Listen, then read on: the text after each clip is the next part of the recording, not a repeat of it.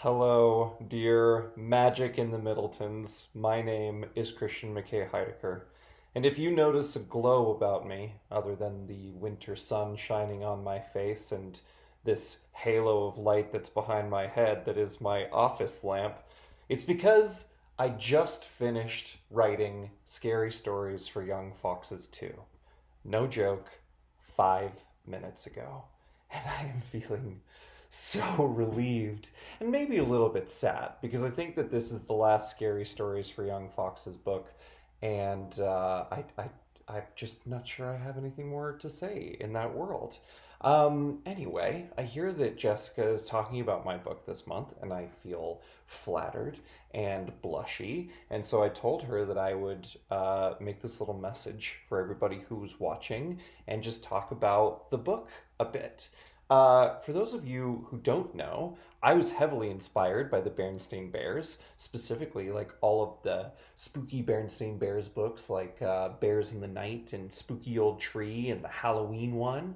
And I just really wanted to recreate that for middle grade and, like up the terror a little bit and obviously make it a lot longer. And so I started working on that, and I sent my agent a a book wherein there were little anthropomorphized foxes that wore tiny suits and deerskin boots and walked down to the badger shop for to buy a goose for dinner. And my agent was like, Hold your horses, hold your foxes. You are committing a trifecta of publishing crimes. Number one, no anthropomorphism. Publishers hate it. Number two, no short story collections. They don't sell. And number three, horror is not doing great with kids these days, so we need to really figure this out.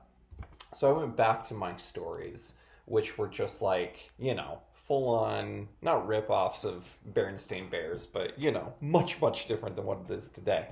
And to address my agent's concerns, I first of all knocked down all the walls between the stories so that it just ran as one long novel, that it was a short story collection in disguise.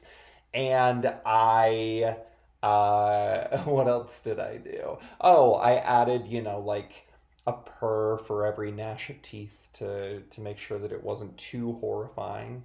And finally, I started doing my research on foxes and learning everything about them that I possibly could. And that's when the book became just its own creature. It was really exciting where I started to notice these parallels between a fox's experience in the wild and the classic horror tales that we tell each other. So, a rabies outbreak would be a zombie story. A woman who taxidermies foxes so that she can sketch them for her children's book would be a witch story, etc., etc. And now, uh, yeah, I am working on, or I just finished moments ago, the more modern version of those. So, let's see, which one can I give away?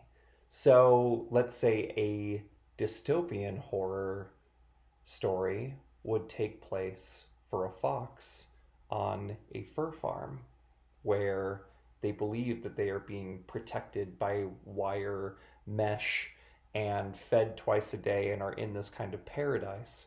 But really, there's a secret. There's something horrible waiting for them. I think that's all I'll give away for now. But yeah, Scary Stories for Young Foxes, The City is due out in August. Wasn't sure I was going to make it because it took me so long to put the finishing touches. I'm also kind of running out of words. Anyway, I hope you enjoy the book, and I hope you enjoy the next book. And if anybody has any questions for me, I am an open book. So email me at cmheidicker@gmail.com. Ask me questions, hit me with stuff, send me fox things. People always do. And that was like I was like asking you for presents. That's not. I'm just saying, like, don't don't stop yourself. This is ridiculous. I'm a little out of it. I've been writing for 9 solid months straight on this book. So I'm gonna go celebrate with food and my cat, who's adorably sitting right there. Oh, sorry, baby. Sleeping on my reading chair. And I'm gonna organize my office so it's not just like piles of Fox stuff just laying all around. And I hope you're all enjoying your January. And yeah, may the vaccines come to you quickly. Take care. Goodbye.